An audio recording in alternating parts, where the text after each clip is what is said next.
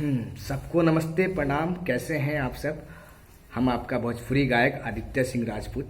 और बहुत खुशी की बात है कि आप लोगों ने जितना मुझे प्यार देते हैं बहुत अच्छा लगता है मुझे और बहुत खुशी मिलती है। आप लोग प्लीज़ ऐसे ही प्यार बनाए रखें अपने भाई पे।